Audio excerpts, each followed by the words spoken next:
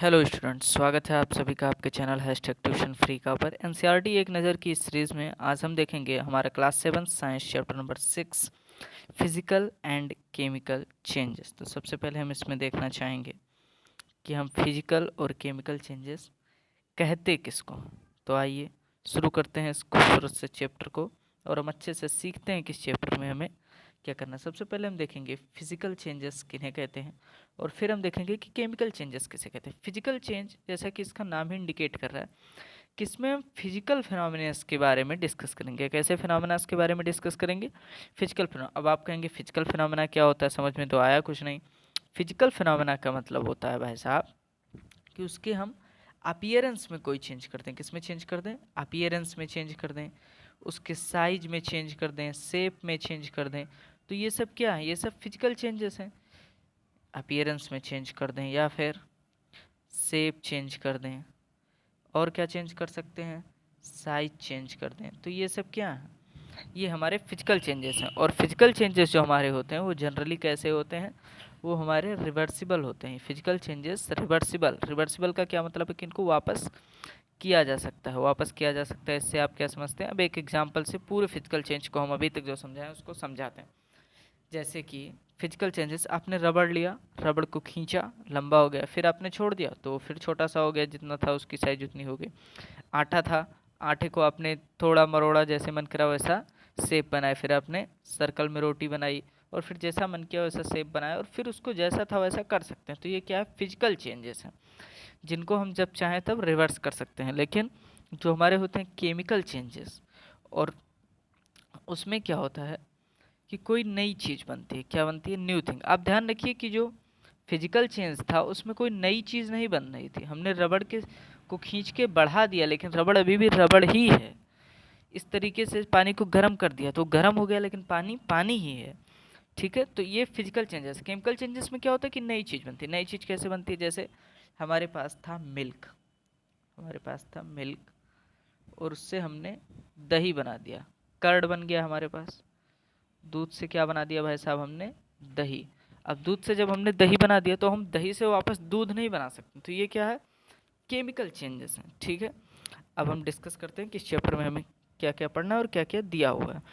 Everyday we come across physical changes, बहुत सारे हैं हमारे आसपास में। यही फर्स्ट पैरा में समझाने की कोशिश की गई है।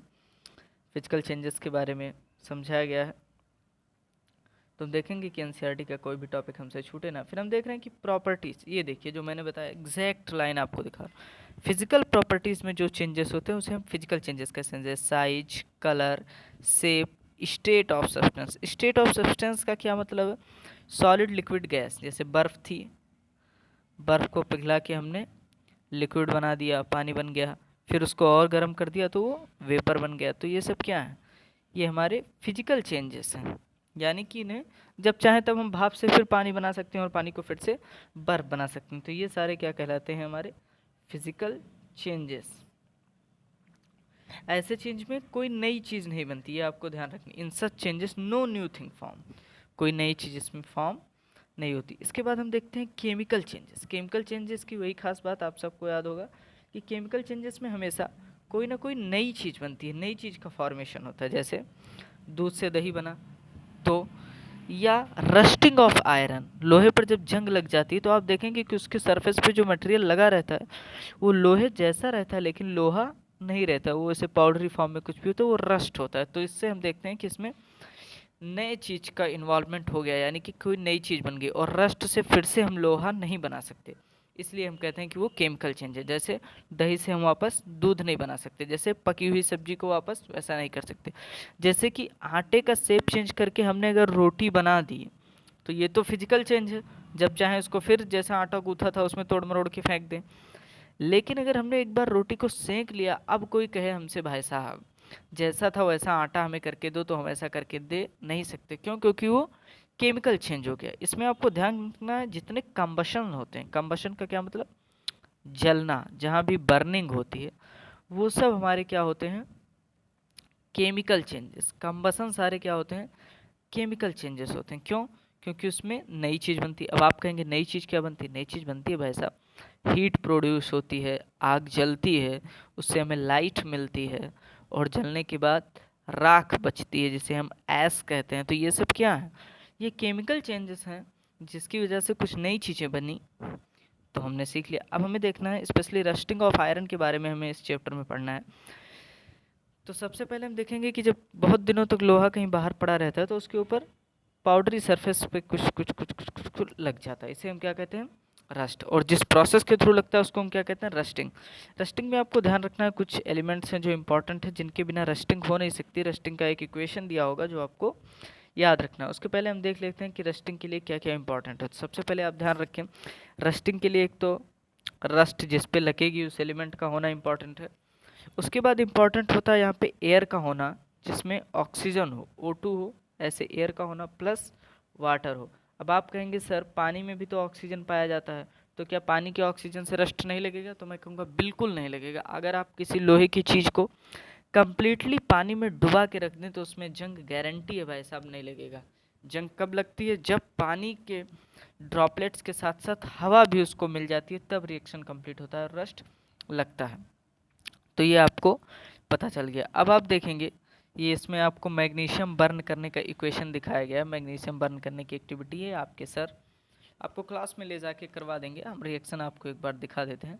मैग्नीशियम के रिएक्शन में हमें देखना है, मैग्नीशियम को जब ऑक्सीजन से रिएक्ट कराते हैं तो मैग्नीशियम ऑक्साइड बनती है। यही जो डेजलिंग फ्लेम निकली है, जो जलाया है आपने, वो क्या है, मैग्नीशियम ऑक्साइड। और आगे आप रिएक्शन फर्दर पढ़ेंगे कि जब इसी में हम पानी डाल देते हैं तो क्या बन जाता है, मैग्नीशियम हाइड्रोक्साइड। ठीक है। एरो का क्या मतलब है ये आप समझे। एरो का मतलब है कि इन दोनों से मिलके कोई नई चीज बन गई। ये इक्वल का साइन नहीं है, आप ध्यान रखिए। और बैलेंसिंग आपको अभी करनी नहीं है, बैलेंसिंग हम सीखेंगे क्लास 10th में, जैसा कि आप सबको पता है। और ये जो मैंने आपको बताया कि H2O मिलाने से मैग्नीशियम हाइड्रोक्साइड का फॉर्मेशन हो सकता है, यहाँ पर दिया हुआ है, एक बार आपको हम दिखा दें। ये देखिए, इसमें जब फर्दर हम वाटर को ऐड कर देंगे तो मैग्नीशियम हाइड्रोक्साइड बन जाएगा। इसके बाद हम देखते हैं और क्या फिनोमेना हमें पढ़ना है। एक केमिकल चेंजेस का फिनोमेना ये भी है, डिस्प्लेसमेंट रिएक्शन के नाम से, जिसे आप आगे पढ़ेंगे। ये कॉपर सल्फेट का सोल्यूशन ब्लू होता है। कॉपर सल्फेट आप सबने देखा होगा, इसका फार्मूला होता है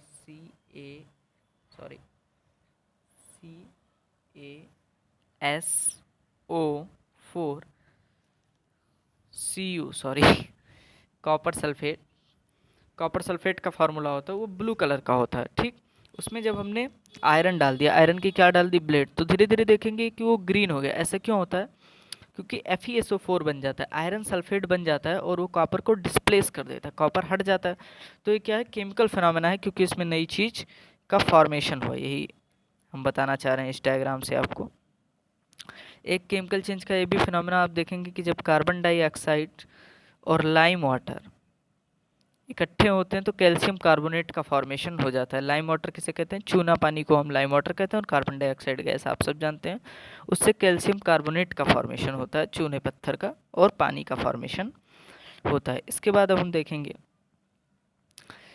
ये देखिए डेफिनेशन आपको जो याद करनी, a change in which one और more new substance are formed is called chemical change. और जिस प्रोसेस के थ्रू बनता है उसे केमिकल रिएक्शंस भी कह सकते हैं। केमिकल चेंज ऐसे चेंजेस होते हैं जिसमें कोई नई चीज़ बने, ये आपको ध्यान रखना है। उसके बाद हमने chemical changes are very important, all new substances are formed as a result of chemical change. For example ध्यान रखना है कौन कौन से हैं केमिकल चेंजेस के। केमिकल चेंजेस के एग्जाम्पल्स हमारे हैं digestion, ripening of fruits, fermentation of grapes. ये सारे क्या हैं, हमारे केमिकल चेंजेस के एग्जाम्पल्स हैं। क्यों? क्योंकि इसमें नई चीज़ों का फॉर्मेशन हो रहा है।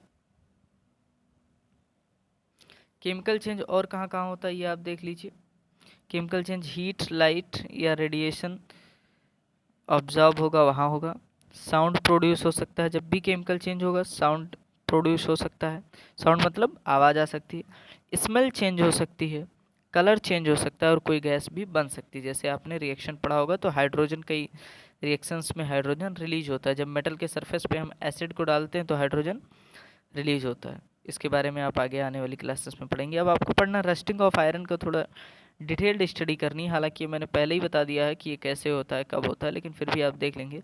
इक्वेशन को आपको याद रख लेना है, ये एज इट इज़ एग्जाम में पूछी जाती है। आयरन और ऑक्सीजन जब मिक्स करेंगे वाटर के साथ तो रस्ट बनता है। आपको ध्यान रखना है कि कभी भी अगर किसी टैंक में पूरा पानी भरा हुआ है और इसमें आप ला के आयरन की रॉड रखते हैं तो उस पर जंग नहीं लगेगी। जंग लगने के लिए वाटर ड्रॉपलेट्स के साथ साथ उसका हवा में होना भी ज़रूरी है। ये आपको याद रखना है। कई बच्चों को कन्फ्यूजन हो जाता है कि पानी में भी तो ऑक्सीजन है तो वहीं से ऑक्सीजन ले लेगा, ऐसा बिल्कुल भी नहीं है।